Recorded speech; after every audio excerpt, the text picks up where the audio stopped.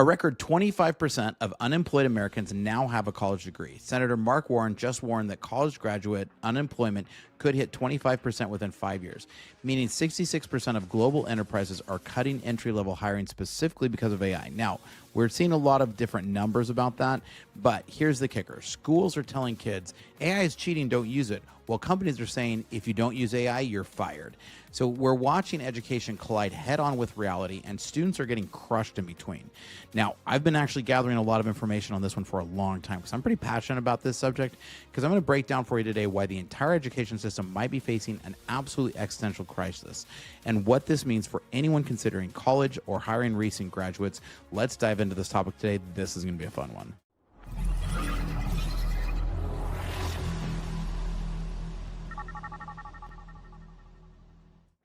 Welcome to Startup Hack. I'm Spencer, and here at Startup Hack, we love to build custom software solutions for companies. With a decade of executive leadership as a fractional CTO and 25 years in software development, I've mastered transforming tech teams and products. All right. So the disconnect between what schools teach and what the workforce needs has never been wider. AI isn't just changing the market, the job market. It's exposing fundamental flaws in how we've been preparing people for careers. And here at Startup Hack, we are passionate about this because we actually pay people to come and learn and then use them as we help to build custom software solutions for companies. So we're going to break down today what's happening, why traditional education is absolutely not going to survive the future unless they change, because it is coming into a massive collision with reality. Now, I'm pretty passionate about this subject because for a lot of years, I told people, my kids, told people I worked with, and said, look, you have to have an education. Like it was a must. And for years, I was a huge proponent of this. This is me in 2005. I went back to school when my son was 1 year old. I worked as a software developer for our local electricity company and worked full-time, went to school full-time, and had kids, bought a house, did a lot of things. And so this took a ton of work. So for me, it was really important for my son to see me, who was 5 at the time, because he never knew anything until after he was into kindergarten, other than a dad who was in school and working full time. And this is me graduating from Arizona State University. This is raw, like I'm all the good blurry pictures, because back then cameras didn't do well in low light. I think my wife had the settings off here. This is me with my wife, who was expecting our 3rd child with my 2 kids, right? Now, I mean, fast forward, over 20 years, and this is my whole family now with our grandbaby and everything. But what I want to talk about here is this part right here. In school, my kids are told AI is cheating, don't use it. Kids are getting expelled from school for using AI. But in real life, I tell my employees, if you're not using AI, you're fired. Where's the disconnect? Literally in one day, a kid goes from high school to a job after high school where they're told, and even in college, you're being told if you're using AI, you're cheating, right? Don't use it. And this is the problem. This is the paradox that we are in right now. Andre Karpathy, who is probably one of the greatest minds in AI. A number of people are talking about implications of AI to school. I spoke about some of my thoughts to school board earlier. Some thoughts. You will never be able to detect the use of AI in homework. Full stop. All detectors of AI don't really work. So, and I agree with him. I've actually taught my kids how to get around AI, detectors. And so this is a huge problem. Schools saying that they can't use AI is going to kill education. Let's keep going here, because Andre goes it for a long time. Just in, Americans with college degrees now make up a record 25% of all unemployment. It's a real thing. Real stuff. 2 takeaways. The U.S. federal government needs to stop underwriting college loans immediately. I actually could not agree with this more. Let the private sector come into it. Let people figure it out. This will force people to get an education that's actually going to produce to real job skills, not an underwater basket weaving psychology to diverse animals of moderate, I don't even know. I'm making it up. You know what I mean, though, here, right? Too many people are entering into financial quagmire that will never pay off a college degree that increasing and has little to no value. There's never been more of a time where you could just go and learn something that you wanted to learn than today. You want to get good at something? Great. Go get good at it. Go spend 10,000 hours doing it, because that's what it takes. Just as an FYI, 10,000 hours, when you hear somebody say to doing 10,000 of something or 10,000 hours learning something, that's 5 years of a full-time job. Carpathy. Let's go through a couple of more of these. Therefore, the majority of grading has to shift to in-class work instead of at-home assignments in settings where teachers can physically monitor students. The students remain motivated to learn how to solve problems without AI because they know they'll be evaluated without it in class later. 3, we want students to be able to use AI. It's here to stay and it's extremely powerful, but we also don't want students to be naked in the world without using it. Using the calculator as an example of history disruptive technology, school teaches how to do all the basic math and arithmetic so you can, in principle, do it by hand, even if calculators are pervasive, right? How long were we told as kids, well, you're not going to have a calculator in your pocket at all times, right? Like, well, you're not going to have a supercomputer in your pocket that can do AI, physics for you, right? Like we can't cripple our kids or our students or those entering the job force by saying don't use AI. We've got to teach them how to use it, right? So TLDR, the goal is that the students are proficient in the use of AI but can't also exist without it. And in my opinion, the only way to get there is to flip class around and move the majority of testing to in-class settings. I agree with this. There are many studies showing that homework doesn't increase test scores. And it also, this much I can promise you, it also doesn't increase learning. Learn how to teach them in class. You get my kid for 8 hours. Make that enough. They shouldn't have to come home and then do another 6 hours of homework. Your company lost 25% of its customers, but the team still grew 19%. The board would fire you immediately, right? So let's look at the scenario. Let's say your company lost 25% of its customers, but then you still hired 19% more team. What would happen, right? You would be in big trouble. But this is LA Public School, and this is absolutely egregious. And this graph alone shows you how broken education is right now, right? Here's the problem. 66,000 employees. So since 2013, 2014, right? We see from 55,000 to 66,000 employees, number of students from 500,000 down to 387. This graph here, if this were any kind of public company, the leadership of the company would absolutely be fired. And yet, what are we doing? We're saying, no, this is the state of education. This is right. Yep, let's do this. New York Times, we need to regulate homeschool. We can't trust parents. Public school, 40% of kids bullied, 30% of sexually harassed, 34% reading grade, 18,000 a year. Homeschoolers, 0 bullied, 0 sexual harassment, 99% reading, $1,000 a year, right? $1,000 a year. Look, I have a friend who's running a company that helps people do micro schools. Those are great. For me and my wife, we've chosen to put our kids into charter schools. I'm a big fan that parents need to be allowed to be able to make decisions for their kids' education. I personally am not one for homeschool right now. I'm not opposed to it. Clearly, the numbers actually make it look really good. But, this is, but different families are going to have different dynamics, right? Andre Carpathy revealed why perfect grades are a waste of precious time. Undergrads tend to have a tunnel vision about their classes. They want to get good grades. The crucial fact to realize for the one who cares about their grades is that no one will care about your grades unless they're bad. For example, I always used to say the smartest students would get 85% in all of his coursework. This way you end up with somewhere around a 4.0 score, but you did not overstudy and you did not understudy. Your time is precious, limited resource. Get to a point where you don't screw up on a test and then switch your attention to much more important endeavors. What are they? Getting actual real-world experience, working on real code basis, projects and problems outside of silly course exercises is extremely important. Get out there and create or help create something cool. Be, as Elon Musk would say, be a builder, not a taker. Document it well, blog about it. There are things people will care about a few years down the road. Your grades, they're an annoyance you have to deal with along the way. Your time, use your time well, and good luck. Let me tell you about this little story right here, right? There's a lot built into the story. My wife's pregnant with our third child. I went back to school when this one was 10, 11 months old. And for 5 years, I worked full-time as a software developer, getting paid next to nothing because I was willing just to learn to write code.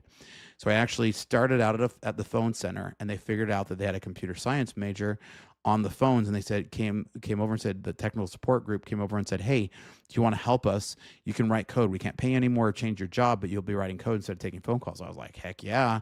So I started to do that. I moved into a specialist role where I was getting paid next to nothing. By today's dollars, it'd be about $20 an hour, okay? Did this for 5 years while working full time, building a family. We bought a home. We didn't slow anything down, and but that degree did continue to work for me because by the time I graduated, what was different from me to my peers is I graduated with 5 years of software development. Guess what 5 years as a software developer does? It makes you a quote unquote senior level software developer. So by the time I graduated, I was able to check the box of my degree, have the 5 years of experience, and my very first job after school was a senior software developer. So there was a lot of pros that came to this. So I'm a huge fan of what's being said right here. Get out there and create, start writing code. I get people come to me all the time, and we train software developers here at Startup Hack, and they ask all the time, how do I get good at writing software? I'm like, you write software. So this is part of the reason I'm not a huge fan of vibe coding, because I want people writing software. You never learn how to write the software if you don't write the software. So this is a tricky part with vibe coding, because you can learn a lot about vibe coding, but if you don't learn the fundamentals, just like we talked about with the calculator, right? If you don't learn those fundamentals, you're going to be stuck the first time, something goes wrong and you can't figure it out. Palantir CTO, university in the age of AI. I think colleges are going to have to reinvent themselves. I don't think this. I know this. Colleges are going to have to figure themselves out. We at Palantir started a meritocracy fellowship that takes high school seniors. They're going to learn technology skills on the job. Nights and weekends, we bring in professionals and give them a well-rounded education in Western canon.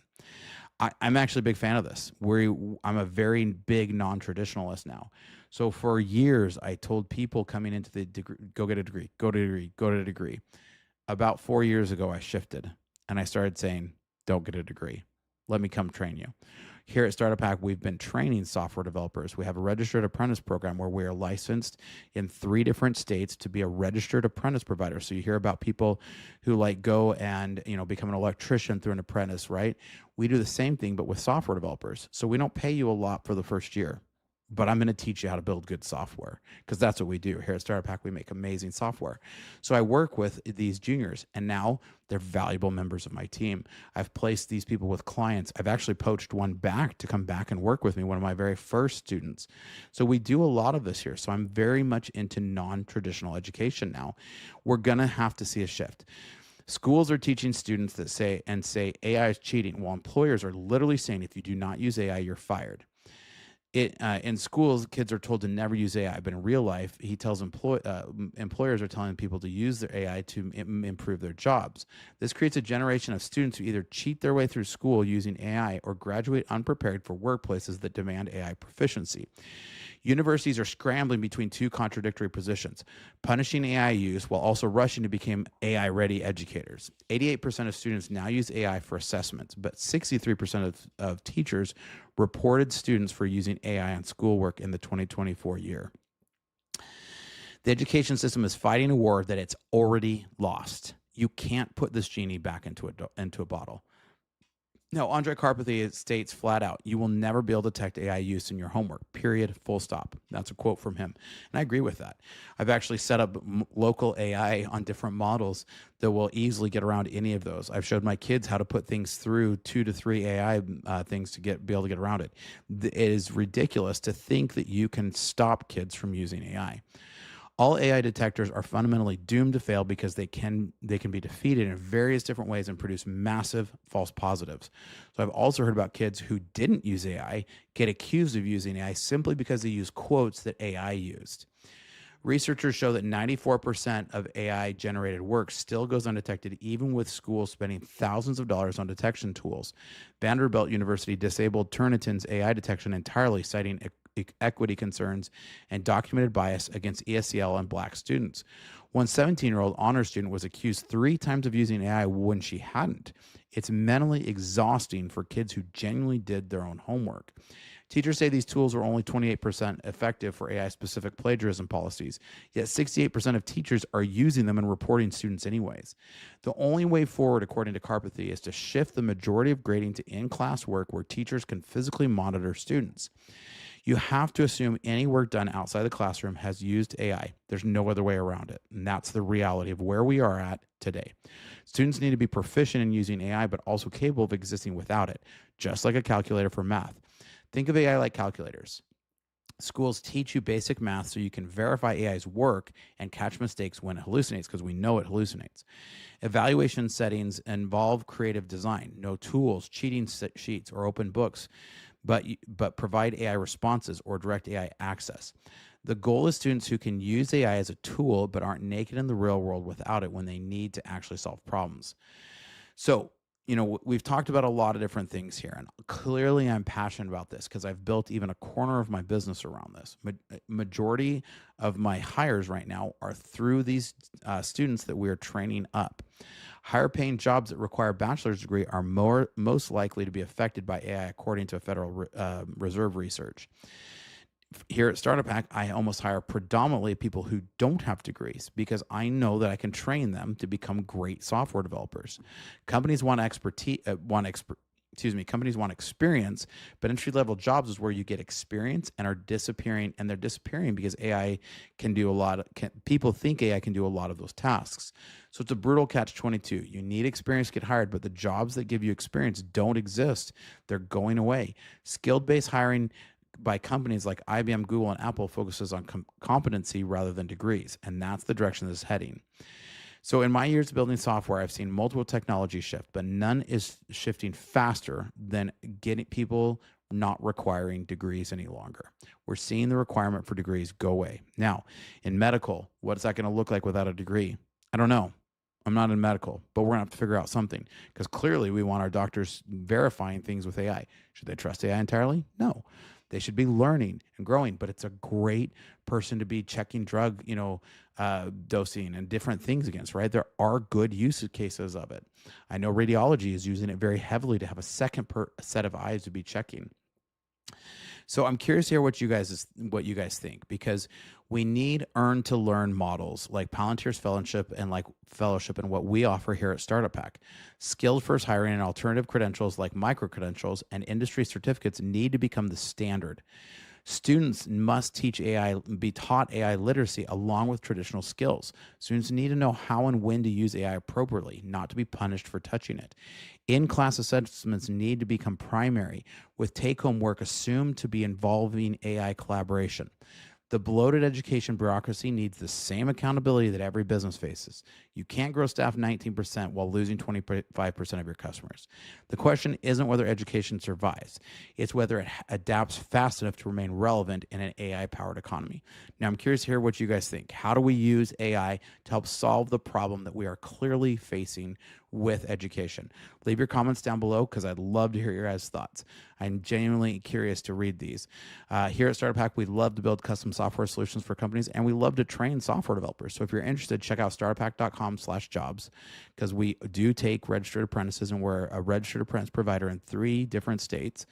And we also love to build custom software solutions. So check out startuphack.com/Spencer, and here's some great information about our services. Hi, I'm Spencer, a fractional CTO. With over a decade of executive leadership and 25 years in software development, I've transformed technology teams and products for businesses just like yours. As your fractional CTO, you get the strategic guidance of a seasoned technology executive without the full-time commitment, perfect for companies ready to leverage cutting-edge technology without expanding headcount. My team at Startup Hack has already built advanced AI agents for small and medium businesses, automating complex workflows and delivering advanced ROI to human workflows. We specialize in creating custom software that connects your systems into a single coherent technology ecosystem. Our development approach focuses on tangible business outcomes. For one client, we developed AI-powered workflows that cut days off of human processes. For another company, by connecting multiple systems, we reduced processing time to increase their ROI by over 75%. We don't just write code, we architect solutions that scale. Whether you need cloud system architecture, data integration between legacy systems, or custom AI agents that automate your unique business processes, my team delivers results that exceed your expectations. Having led technology for a lot of companies and launched 7 successful brands of my own, I bring battle-tested expertise to your business challenges. Our specialty is turning technological complexity into business advantage. So if you're ready to harness the power of AI and custom software to drive your business forward, let's connect. Together, we'll build technology that doesn't just solve today's problems, it positions you for tomorrow's opportunities. Technology leadership, decades of experience, AI powered. Reach out today and we can help you. Check out startuphack.com/Spencer.